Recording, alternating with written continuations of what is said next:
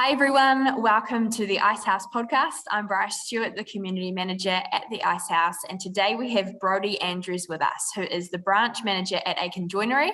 He has done our Leadership Development Program 42 and recently our Knowing Your Numbers workshop that was run in Invercargill. So he's based in Gore. Love that, and want to unpack his journey of a leader in the South Island, just get to know him a bit more. So welcome, Brodie. Appreciate that. Thank you. Good to be here. Awesome. So we'd love to jump into some quick fire questions. And first one here is coffee order. Coffee order. Been mocha, 1 sugar, but hold your marshmallows. Oh, whole heap of marshmallows. No. Not my thing. When are you most relaxed? Most relaxed, probably playing some type of sport, to be fair. Sport? Yeah. Okay. Yeah. What do you like doing outside of work? Probably just hanging out with my wife and kids, sport, catching up with mates, the usual stuff, to be honest. Yeah, love it. When are you most productive? Like at work? I would say probably mornings would be my thing, to be fair. Yep. Yeah. Nice. First overseas trip on the list? To be honest, it'll be Aussie, to see my old man and my brother. I haven't seen them with obviously all the COVID stuff for quite a while. So I'd like to say something glorious like Miami or something, but that'll be the first one on the list probably. Yeah, good call. I think that's for many of us, which is good. What was your first ever job? Local pub, to be honest, at the town I grew up in, so stacking bottles was the after school job. So that was the first one. Nice, good on you. That's cool, awesome. Let's dive into the deep stuff, eh? Jokes. But tell us a bit about yourself and your career to date, Brodie. So career to date, I basically started off, I guess the first real job I had was selling phones and mobile plans for Spark. Oh yeah. So she picked me up out of school and I continued there full time. After I left school, so that sort of got into sales for me, which I sort of fell in love with, to be honest. Awesome. So meeting different people and all that side. I then went to Aussie and just basically went in the mines to just make some money. So I was still young, still wanted to do my thing over there, and then I actually ended up in surfers, which basically blew everything that I made while I was there. But it was a bit of a learning curve. So over there, apprenticeships and that sort of thing are quite low. Like if you get an apprenticeship there, you're paid very low wages as opposed to being like a labourer, for example. So I really wanted to do building, but I couldn't do it over there because I wouldn't have been able to afford to live, to be honest. Wow. So I came home. I knew a few guys through obviously selling the phones when I was in town. So I hit them up, got an apprenticeship with David Reed Holmes and followed that right through. After that, obviously Mark, the director here, caught wind that I was thinking about leaving, approached me for a job as a project manager within Aitken Joinery, and that's basically when the journey started at Aitken. So wow. For that 5 years, actually left for a wee hiatus for about 6 months to be a construction manager, but the guy wasn't really ready to let go and let me make some calls. So I actually hit Mark back up. And then he said he didn't really have the project manager's role, but obviously things were moving at quite a quick rate for Aitken Joinery. So I came back as the sales manager to run the sales team, and now recently just stepped up into sort of the branch/general manager. So amazing, really cool, really well. It's basically the full rundown of start to finish. Yeah, it's good to hear. It's good to hear that, what the journeys looks like. Yeah. So what does a day in the life of Brodie look like? So early start for me. So I'm normally up about 4:30, 5 o'clock. Wow. And do some sort of exercise, whether it be the gym or go for a run or something like that. Come home, get the kids ready for school with the wife, and then get in here about 7 and get into it. Starts off with me just checking over figures and everything from my sales team, working on production to see that we've put out the product that we were meant to the day before, and then basically just running the day-to-day stuff throughout that day. Get home, it's pretty much the same thing. So hang out with the kids as much as I can before bed, have my dinner with a couple of beers, and then chillax and do it all again. Awesome. That's a good rundown. I like that. I'd love to hear from you. What is something that you wish you knew at the start of your career? Oh, that's a good one. Probably that you're never going to be able to control 100% of the outcome. Me coming into it and stepping up, because I am quite, I guess, in terms of general manager type roles, I'm quite young. Which being 30, there was a lot of weight that I put on myself to do, and then I think that created a lot more pressure that I didn't actually need. So, Mark sat me down one day and just said, "You're never going to be able to control everything." So, if I could hand that on to my younger self, that'd be the first thing I'd tell him for sure. Yeah, good on you. Great advice for your younger self, but also others listening. What has been a challenge and then also a highlight moment from your career to date? I'll start with the highlights. So the highlight for me this last year has probably been my biggest highlight. Obviously, stepping up into the role I'm in now. There's been a lot of growth within the company, not just obviously my part of it, but we have just opened up a new showroom and factory in Dunedin, and also another showroom in Wanaka. So Aitken's is growing at an excessive rate, which is awesome, and it means that we can, share a lot more of our product with the Deep South, as well as get more people in with different styles of work, and all that sort of thing. So, been a challenging year, I guess you could say, with obviously everything that's going on around the world, but it's been one of our best years so far. So that's probably my highlight, to be fair, and to be at the forefront of that's meant that, I've learned a lot as well. So amazing. Yeah. A challenge. I think the hardest thing, going from what I was doing to this, I think the hardest thing has been trying to find that work-life balance. I tend to take a lot home with me, so to be able to actually tune out and then, solely focus on, being at home and, relaxing and de-winding, that's probably been my hardest thing, because I'm a person that, if something's wrong, I want to get it fixed, which goes back to that I can't control 100% of the outcome. So yeah, and just switching off, not an easy thing to do, for sure. I love this next question. It brings out interesting answers. Have you always been a leader, or has it been a learnt skill for you? That's a good one. I would say a bit of both, to be honest. Growing up, I always knew that I would find myself in a role like this. I always wanted a role like this.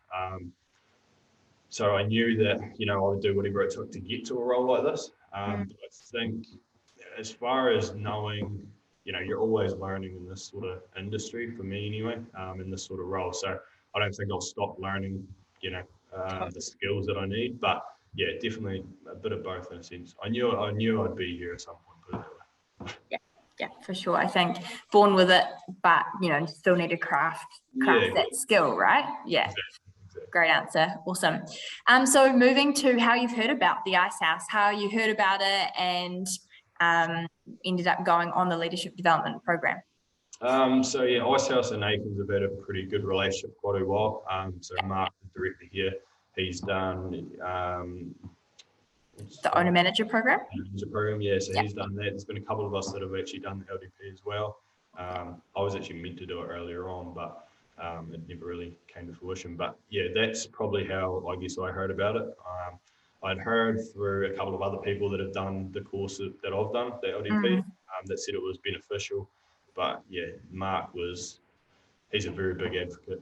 Anyway, put it that way. If he's got the right people, and even now, that's I guess on me to decide now. But if he's got the right people, he invests in that person with obviously the backing of Icehouse as well. So. Yeah, it's brilliant. That's so cool. And what was your experience on the leadership development program? How would you sum that up? I loved it. I really did. Like I said, the group of people that I was with makes it. The course is great and everything, but if you don't, connect with the people you're with and find out their stories, I think it's almost not a waste of time. You definitely take some stuff out of it, but the stories you get from the different people around you are the ones that you probably take out of it the most. And having Gareth from Icehouse as well was always a bit of an easy one to get a bit of fun out of anyway, put it that way. Oh man, he's funny. I don't know whether to be stoked for you or feel sorry for you, but no, that's cool. It was a good group of people, and yeah, Joe, running it and that sort of thing. Like they actually came down to Gore to see me down here. So, they're good people, and it makes it a lot easier to sit in, a class, I guess you could say, for that amount of time with, you're still having good talks and learning different places and people and all that sort of thing as well. So. Totally, because I think, like you said, Joe and Raywin came down, and caught up with you. Yeah. So cool on the road trip that we were doing last year, which is awesome. Some cool business, like some amazing business owners in the Gore area and leaders, and yeah, it's so cool to see that region thriving in that space. It's very, very cool. Would love to hear more of the practical side. So anything that you implemented from the program, maybe into your business and even maybe your lifestyle. Yeah.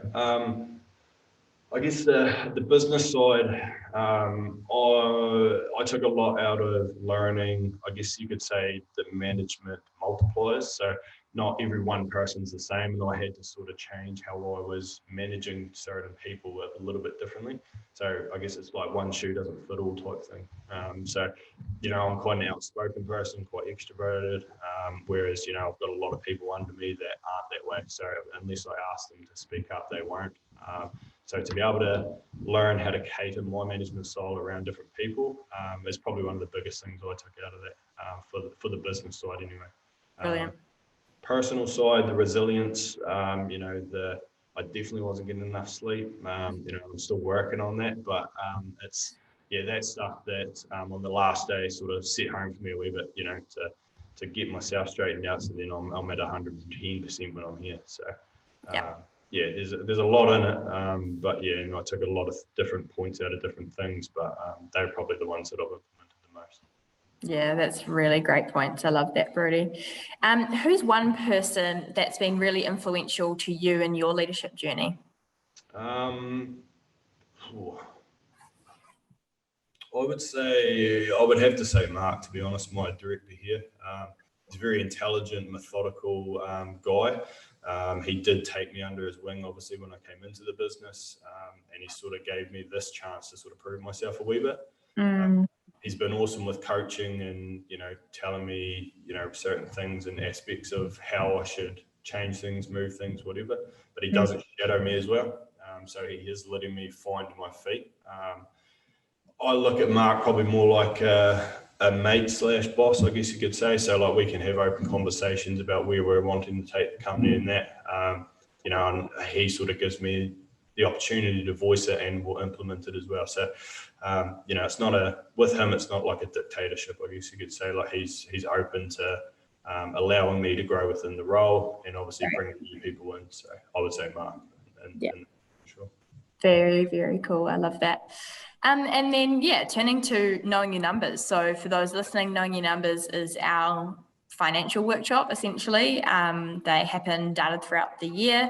We bring people together and it's a real deep dive into the numbers side of the business, the finances, the spreadsheets, all that fun stuff. How did you find it and what made you think I should go on this workshop? I'm not going to lie, when Mark said that I should probably look at that, I was sitting there thinking I'm going to be so uneducated and that sort of thing. I thought I was going to be surrounded with a whole heap of accountants and everyone that they were talking about. But it was honestly the polar opposite. So myself and Joe, which is my admin lady here, we went down to it. Cool. I really enjoyed it. Like it was a lot of eye-opening stuff, and to be able to implement a few of those changes, like the smallest change can influence so much. So to learn that from that was it was awesome. And the 2 days that we were down there, like you can't soak up enough information out of that. So that is the nuts and bolts of a company. If you don't have that right, it's not going to happen. So it was good for me to learn a bit more about that, and I wasn't sitting there just looking at my piece of paper. I sort of knew what he was talking about as well, so it was kind of good. Yeah, that's good. Was there a key takeaway or something practical that you took from the workshop? So the biggest thing I think I took away was obviously we were talking about the P&L, and then the company that you've got to basically save. So that was like a workshop thing that we had to do. And just, the smallest changes by the end of that month or whatever, that could change so much on the bottom line. Wow. It made me come back and actually look at ours and be like, what if we cut this out? How much would we save over the year? So it started the thinking process for me that, if we, implement some things, it doesn't even have to be massive. Everyone thinks that, oh, shit will change and get a whole heap of stuff taken out.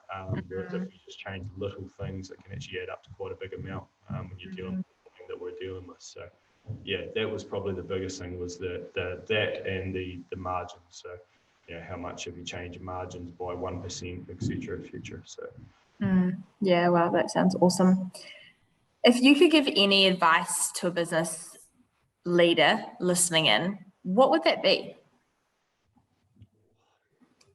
What a question. That is a good question. I got told something the first week I was here by Mark, and it's something I've actually taken on board, not only with the business but also outside. So it reads, success breeds success, and to be successful, you've got to surround yourself with successful people.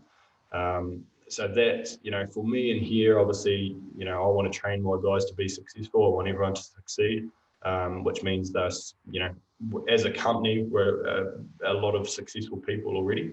But that goes obviously outside these walls as well. So, the balance sheet and all that sort of thing, obviously you've got to have a plan in place, but surround yourself with good, like-minded people, and you go further than you ever think of, to be honest. Yeah, I love that. That's really, really cool advice, and cool that you've been passed that advice and now you can pass it on to the people that you're leading within the business, those listening. Win-win. I like it. Last question, Brodie, and just love chatting and getting to know you and your experience, your journey. What excites you about the future of Aitken Joinery? Probably just where we can end up. For us now, like I said, last year has been our biggest year. Like, I think, for example, we had like a 47% growth in volume in sales. Wow. So, and that's, prior to COVID and all that sort of thing. So, we're growing at an excessive rate, but we're not burning at both ends. So we're putting things in place in the factory to be able to maintain that. It means that, we're not burning ourselves out, that we're to a point that we just can't handle it anymore. So excitement to see where we can go. Obviously, we've got the 2 new branches opening. We want more, and it's just to be a part of that forefront of that, and to be, in that table of decisions, is something that excites me, and exactly why I wanted to be here in the first place. So, cool. I'm looking forward to the future, put it that way. That's so exciting, and it sounds like you guys are striving for that healthy and sustainable growth, which is so important, and it means that the team around you keep healthy and stay within the business to help see that grow and to see that dream come to life, which is exciting. That's it. Awesome. Well, Brodie, thank you so much for being on the Icehouse podcast, sharing your story, and I'll make sure when I'm down your way next, I'll pop in and say hi. Yes. Sounds good.